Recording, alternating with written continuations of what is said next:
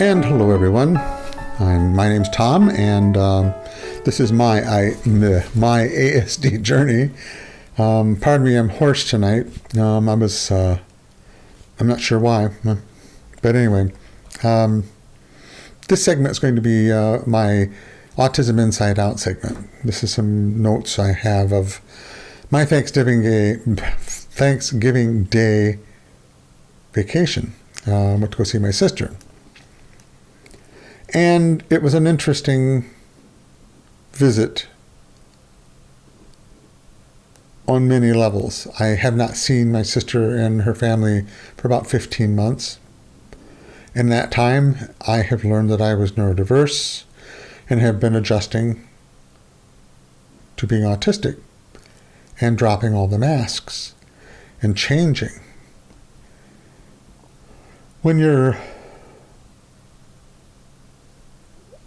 I live alone, except for my cat, Timmy. The kind of adjustments that I think a person needs to do when they realize that they are neurologically different and it changes literally everything in your life, the more time that you have to focus on that, the faster and I think probably easier the transition is to being your true neurodiverse self. Well, when you're doing that alone in your home, and the contacts you have are sort of superficial. I mean, it's the manager at work. That's pretty much the other coworker that's there that I don't see that often, and the people that I work around have contact with them, but they're not. They're acquaintances, Well, if you haven't done this, just make a note of it. If you're in my situation and then you are in a situation where you're going to be around people that have deeper ties, more experience, more history, the chances of you falling back on your masking and falling back into old habits are greater. And I don't think this consciously was something, I know I was thinking of the issues of, what do they know about me now? The reason I say that is my sister I know is subscribed to my YouTube channel, the ASD Journey channel. So I don't know how often she watches it. I don't know. I don't know how much she has shared with everyone. So all those were questions, I didn't know what to expect. And I was uncomfortable. I was. It was uncomfortable. So it was also a really long journey up there. It's about a 6-hour drive. It says 4 something if you Google it, but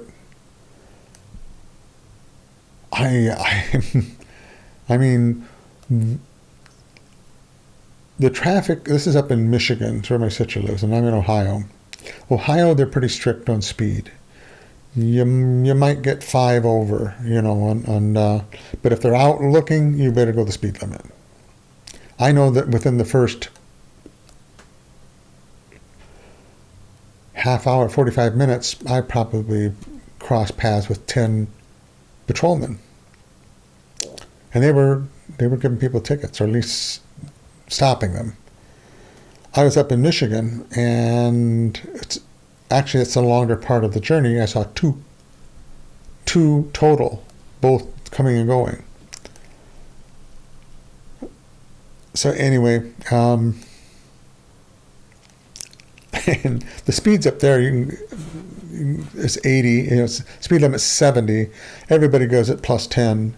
A lot of people give it plus 20, and I was in the plus 20 crowd, plus 15, plus 20.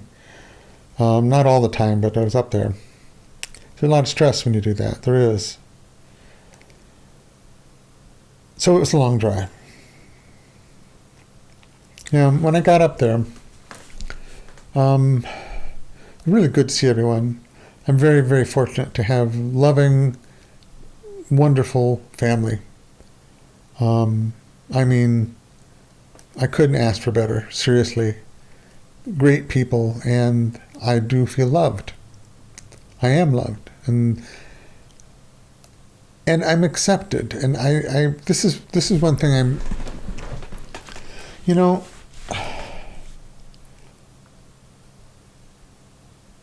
this is part of what I think I realized when I was up there. When you're neurodiverse, you are different.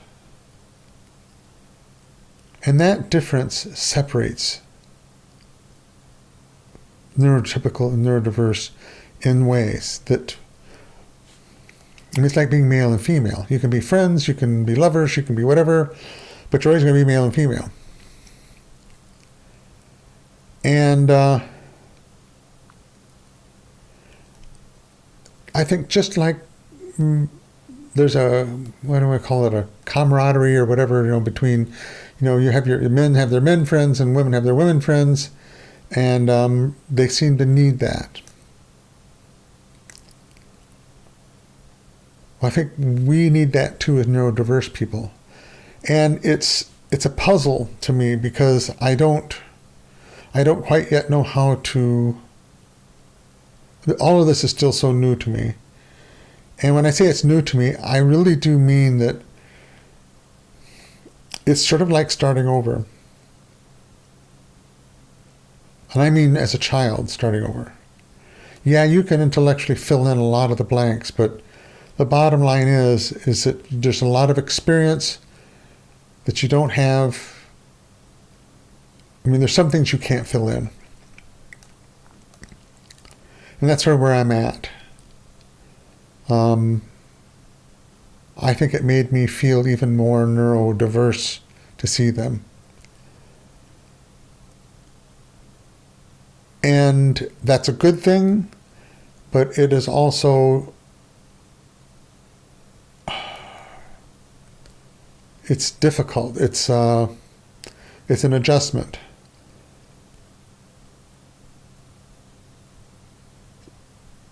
So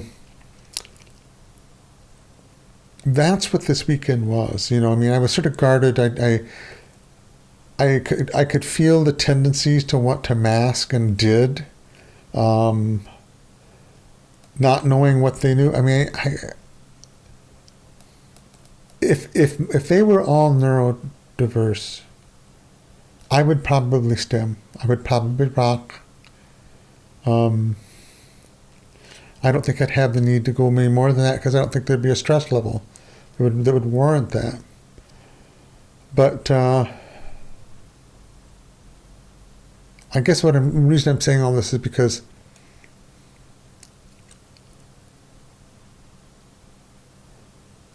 it's hard. It's sort of a sad thing to say, as I will always probably feel that separation, or there always will be that separation. It has nothing to do with do I love them or anything like that. It's not that. It's realizing finally why it is, what these differences are. And that's a hard part of this journey, because I've tried so hard to understand what autism is, understand how it applies to me, what is autism in me, what part of me is autistic, or you know what I mean, those kind of questions. And really, you're neurodiverse. You're 100% neurodiverse. You're not a part neurodiverse and the rest of it's neurotypical. You're neurodiverse. And that's easy to intellectually in the mind say that, but it's hard to understand it physically and emotionally, and be comfortable with who you are. It's hard. And I know that I've got a lot of ways to go yet. That's what this weekend sort of told me. That's what I learned. We're 10 minutes in. I got rid of a 25-minute one. That was just way too long. When I got home, I was exhausted. an unusual level of exhaustion.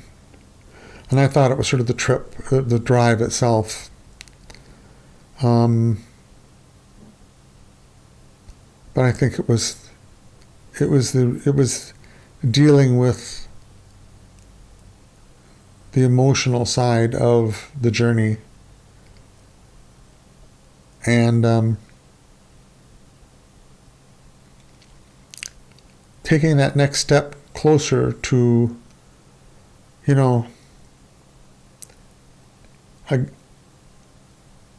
it's been a blessing, and it will always be a blessing to me that I learned this. But it's also, now it's real. I mean, and it's still good. But this I guess this kind of hurt.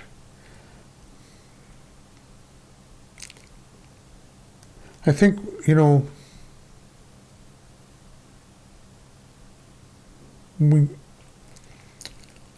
we masked because there's something we wanted. Whether it was just to please people, but I think it's deeper than that. We want that. We want a social bond. We want to belong to family. And that doesn't always happen. I know that. Some people just have families that they don't connect with. But they usually they may find they connect to someone, and I don't know. I know I haven't connected like I feel I connect with the people that are neurodiverse. Well, anyway, we're 11 minutes in, 12 minutes in here, and one of the things I'm going to add too is I think it has pushed me to another level, a deeper level of acceptance. One of my gauges that I'm using, besides just finding traits, and it's this process of, the echologia. I mean, I've got music going constantly. There's always something going on. I'm always processing. I'm becoming more sensitive to noise, startling, touch. I mean, it's kind of a novelty in a way. I mean, to be honest with you, it's like, wow, I didn't know that was like me, but I can see it's scary too to me, because I know people that are feeling that are shutting down and melting down and just being overwhelmed. God, I feel like I'm willingly going into that. I mean, I'm not trying, I don't know how to put it. I realize that as I'm starting to feel these things more and more, I have memory of these feelings when I was young.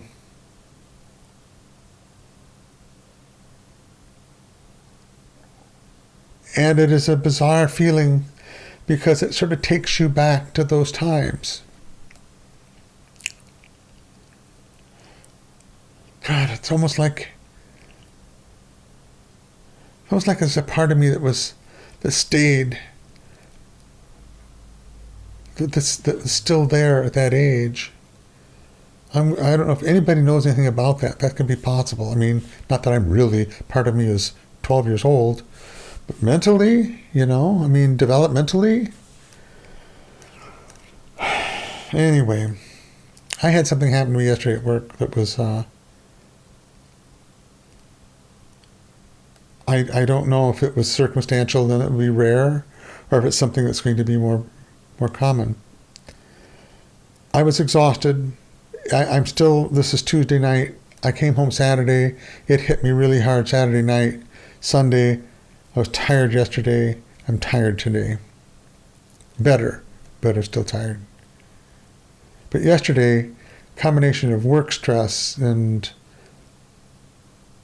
on just other things, I started to feel, and this is something I've been feeling more and more, and that is stress is becoming something that becomes like a pressure, almost a spinal nerve, a nerve pressure, spinal. I guess I feel it.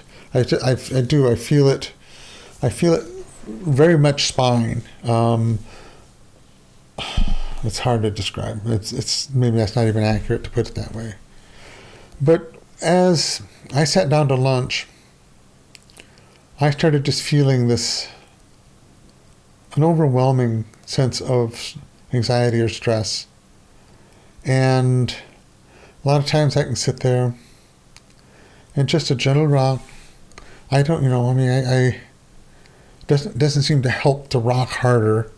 Maybe a little, but that's enough, and just to sit there and just to relax. A lot of times I do something with my hands, just sit there and relax. Well, that wasn't cutting it. And it was just like this.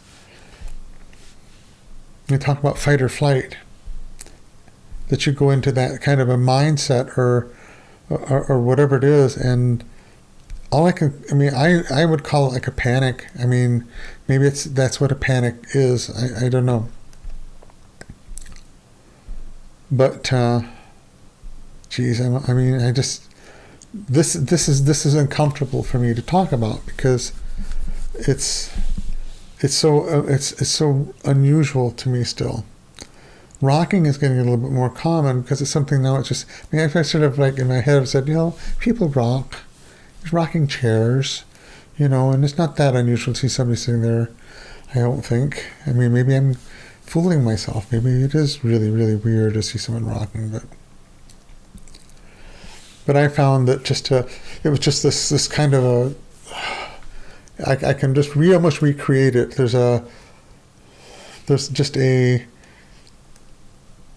It's like I want to. It's the flight. It's the flight. I got to move. I got to do something. I got to get out of here. I can't keep. It's that. That's the feeling it is, and it was really, really strong. And I did flap my hands. I was rocking. I was rubbing my legs. And it was just like, and that was the first time. Well, actually, probably the second time. But this kind of was just, I would almost call this, it was unusual stress because of the drive and the situation. But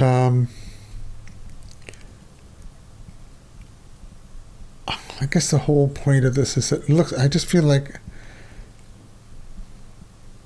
I've crossed into another level of acceptance. And criminy, 18 minutes in. Sorry. I got rid of a 25-minute one, so I've cut some time off of it. I'm just sort of giving you an idea. If you're on your journey, please leave me something that tells me, either say, you're nuts, you need to go get professional help, or tell me, yeah, I've been there. And number 2, please. The first one I don't need. But it's and if you're neurotypical,